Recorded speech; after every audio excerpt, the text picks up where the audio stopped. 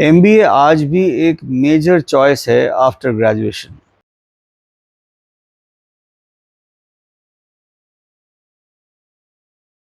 बहुत सारे स्टूडेंट्स हैं जिनको एमबीए करना पसंद है और वो करना भी चाहते हैं, लेकिन do you have a reason for that? Because anyone who is doing MBA should have a very personal reason to pursue that course.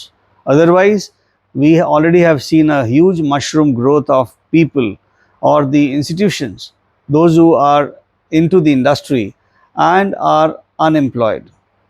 So अगर MBA करना है तो किसी टॉप कॉलेज से करें और ये भी सोचें कि किस ब्रांच में आपको करना है। हमारी नॉलेज आज भी जो है वो लिमिटेड है केवल फाइनेंस तक या मार्केटिंग या एचआर तक। इसके आगे के जो प्रोग्राम्स हैं, जो स्पेशलाइजेशंस हैं, जो एमबीए ऑफ़र करता है, वहाँ तक हम जाते ही कहाँ हैं। सो अगर मैं बात करूँ कि बहुत सारे ऐसे कॉलेजेस हैं विच आर निश प्रोग्राम्स एंड जिनमें अलग ही बात है। जैसे किसी को अगर फैमिली बिजनेस मैनेज करना है तो आपको एमबीए फैमिली बिजनेस मैनेजमेंट में करना चाहिए।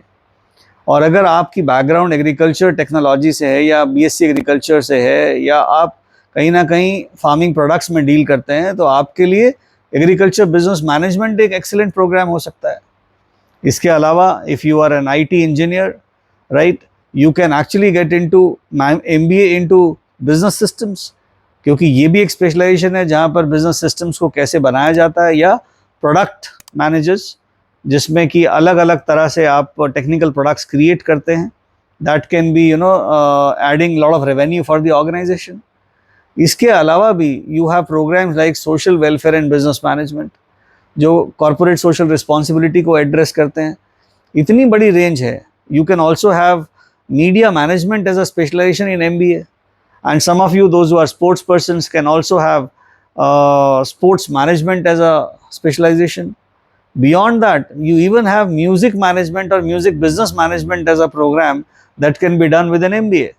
So the range is so wide, but our knowledge is so shallow that we are inclined towards only a selected very few colleges, and due to which we keep getting rejections.